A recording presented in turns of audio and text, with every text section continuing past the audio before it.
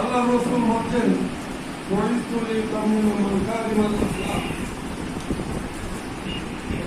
প্রথম দিয়ে বলছেন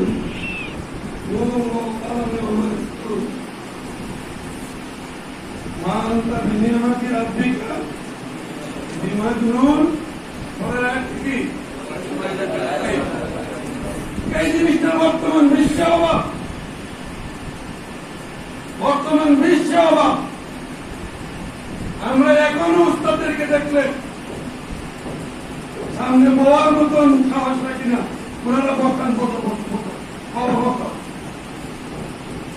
ছেলেরা বড় হলেই বলে প্রত্যেকটা পরিবারের ভিতরে এই মানামানিটার অভাব।